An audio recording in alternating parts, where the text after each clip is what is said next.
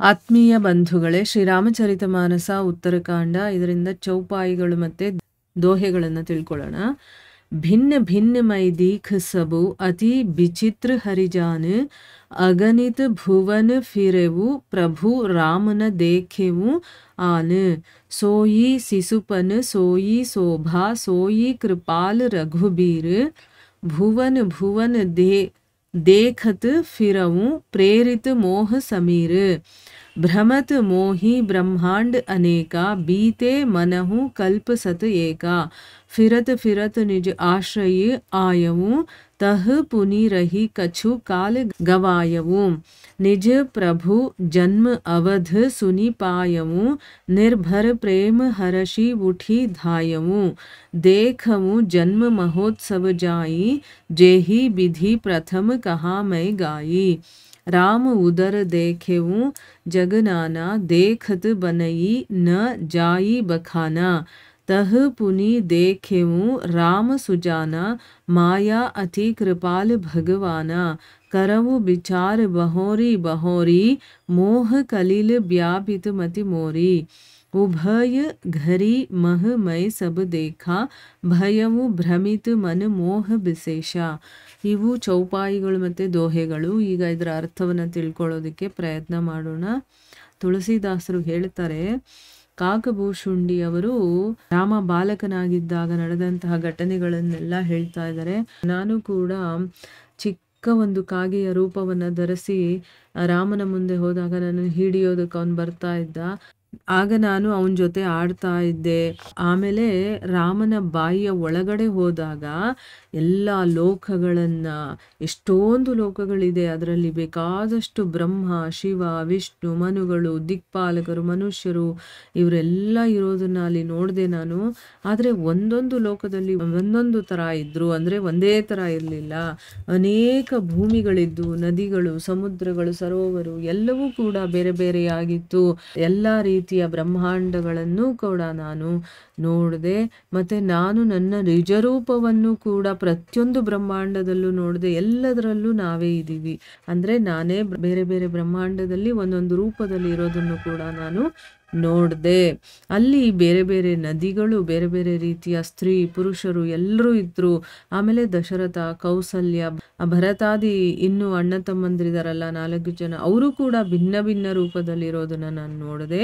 ನಾನು ಈ ಪ್ರತಿ ಬ್ರಹ್ಮಾಂಡದಲ್ಲೂ ಕೂಡ ಶ್ರೀರಾಮನ ಅವತಾರವನ್ನು, ಅವನ ಅಪಾರ ಬಾಲಲೀಲೆಗಳನ್ನು ನೋಡ್ತಾ ತಿರುಗಾಡದೆ ಅಂತಂದ್ಬಿಟ್ಟು ಹೇಳಿ ಈಗ ಮುಂದುವರೆದು ಕಾಕಭೂಷುಂಡಿ ಹೇಳ್ತಾರೆ, ಹೇ ಹರಿವಾಹನ, ನಾನು ಪ್ರತಿಯೊಂದು ಬ್ರಹ್ಮಾಂಡವನ್ನು ಇತರ ಬ್ರಹ್ಮಾಂಡಕ್ಕಿಂತ ಬೇರೆಯಾಗಿ ನೋಡಿದೆ. ಈ ಒಂದು ಬ್ರಹ್ಮಾಂಡ ಇದ್ದಂಗೆ ಇನ್ನೊಂದು ಬ್ರಹ್ಮಾಂಡ ಇಲ್ಲ. ಮತ್ತು ವಿಚಿತ್ರವಾಗಿ ಕೂಡ ಇರೋದನ್ನ ನಾನು ನೋಡಿದೆ. ನಾನು ಅಸಂಖ್ಯ ಬ್ರಹ್ಮಾಂಡಗಳಲ್ಲಿ ತಿರುಗಾಡಿದ್ದೀನಿ, ಆದರೆ ಶ್ರೀರಾಮಚಂದ್ರನನ್ನು ಮಾತ್ರ ಬೇರೆ ರೀತಿ ಕಾಣಲಿಲ್ಲ. ಅಂದರೆ ಏನು, ಅವನು ಮಾತ್ರ ಎಲ್ಲ ಬ್ರಹ್ಮಾಂಡಗಳಲ್ಲೂ ಒಂದೇ ವಿಧವಾಗಿದ್ದ.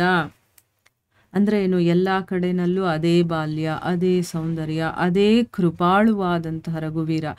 ಈ ರೀತಿ ಮೋಹ ಸಮೀರದಿಂದ ಪ್ರೇರಿತನಾಗಿ ಎಲ್ಲ ಭುವನಗಳಲ್ಲಿ ನೋಡ್ತಾ ನಾನು ಅಲೆದಾಡಿದೆ. ಅಂದರೆ ನನಗೆ ಮೋಹ ಇತ್ತು, ಮೋಹದಿಂದ ನಾನು ಅದನ್ನೆಲ್ಲ ನೋಡ್ತಾ ಇದ್ದೆ ಅಂತಂದ್ಬಿಟ್ಟು ಹೇಳ್ತಾನೆ. ಅಂದರೆ ಬೇರೆ ಜೀವಿಗಳೆಲ್ಲರೂ ಕೂಡ ಬೇರೆ ಬೇರೆಯಾಗಿದ್ರು ಒಂದೊಂದು ಬ್ರಹ್ಮಾಂಡದಲ್ಲೂ, ಆದರೆ ರಾಮ ಮಾತ್ರ ಹಾಗೇ ಇದ್ದ ಅಂತ ಕಾಕಭೂಷುಂಡಿ ಹೇಳ್ತಾ ಇರೋದು.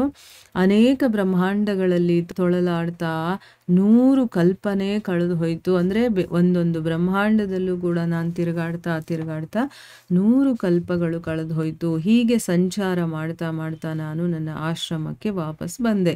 ಕೆಲವೊಂದು ಕಾಲ ಅಲ್ಲೇ ನಾನು ಕಳೆದು ಮತ್ತೆ ನನ್ನ ಸ್ವಾಮಿ ಅಯೋಧ್ಯೆಯಲ್ಲಿ ಅವತರಿಸಿದಾನೆ ಅನ್ನುವಂಥ ವಿಷಯ ತಿಳಿದ ಮೇಲೆ ತುಂಬ ಪ್ರೀತಿ ತುಂಬಿ ಹರಿದು ನನ್ನಲ್ಲಿ.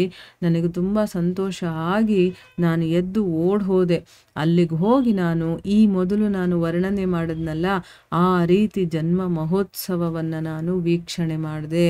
ಶ್ರೀರಾಮಚಂದ್ರನ ಉದರದಲ್ಲಿ ನಾನು ಅನೇಕ ಲೋಕಗಳನ್ನು ನೋಡಿದೆ. ಅವನ್ನು ನೋಡಬಹುದೇ ಹೊರತು ವರ್ಣನೆ ಮಾಡೋದಕ್ಕೆ ಸಾಧ್ಯ ಇಲ್ಲ. ಅಲ್ಲಿ ಮಾಯಾಪತಿಯಾದಂತಹ ಶ್ರೀರಾಮಚಂದ್ರನನ್ನು ನಾನು ಮತ್ತೆ ದರ್ಶನ ಮಾಡಿದೆ. ನಾನು ಮತ್ತೆ ಮತ್ತೆ ವಿಚಾರ ಮಾಡೋದಕ್ಕೆ ಶುರು ಮಾಡಿದೆ. ಆದರೆ ನನ್ನ ಬುದ್ಧಿ ಅನ್ನೋದು ಮೋಹ ಅನ್ನುವಂತಹ ಕೆಸರಲ್ಲಿ ಮುಳುಗಿತ್ತು. ಈ ಎಲ್ಲ ವಿಚಿತ್ರವನ್ನ 2 ಗಳಿಗೆಯಲ್ಲಿ ನಾನು ನೋಡಿದೆ. ನನ್ನ ಮನಸ್ಸಲ್ಲಿ ಮೋಹ ಆವರಿಸಿದ್ರಿಂದ ನಾನು ಸುಸ್ತಾಗೋದೆ. ಅಂದ್ರೆ ಏನು, ಈ ಮೋಹ ಅನ್ನೋದು ಎಲ್ಲಿವರೆಗೂ ಇರುತ್ತೋ ಅದು ನಮ್ಮನ್ನ ಕಟ್ಟಾಕ್ಬಿಡುತ್ತೆ. ನಾವು ಸ್ವತಂತ್ರವಾಗಿರೋದಕ್ಕೆ ಬಿಡೋದಿಲ್ಲ.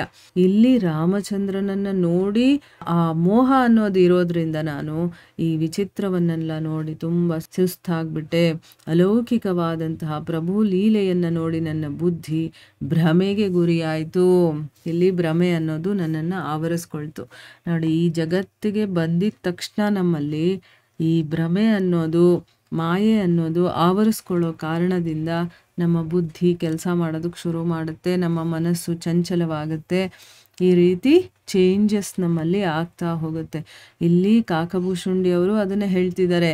ನೋಡಿ, ನಾನು ಇಲ್ಲಿಗೆ ಬಂದು ನೋಡಿ ಎಲ್ಲ ಮಾಡಿದೆ, ಆದರೆ ನೋಡೋದಕ್ಕೆ ನನಗೆ ಹೆಚ್ಚೊತ್ತಾಗಲಿಲ್ಲ.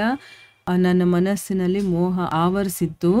ಆಮೇಲೆ ಅಲೌಕಿಕವಾದಂತಹ ಈ ಪ್ರಭುಲೀಲೆಯನ್ನು ನೋಡಿ ನನ್ನ ಬುದ್ಧಿ ಭ್ರಮೆಗೆ ಕೂಡ ಒಳಗಾಯಿತು ಅಂತಂದ್ಬಿಟ್ಟು ಇಲ್ಲಿ ಕಾಕಭೂಷುಂಡಿ ಅವರು ಗರುಡನಿಗೆ ಹೇಳ್ತಾ ಇದ್ದಾರೆ. ಮುಂದುವರೆದೇನು ಹೇಳ್ತಾರೆ ಅಂತ ನಾವು ಮುಂದಿನ ಭಾಗದಲ್ಲಿ ತಿಳ್ಕೊಳ್ಳೋಣ. ಹರೇ ಕೃಷ್ಣ.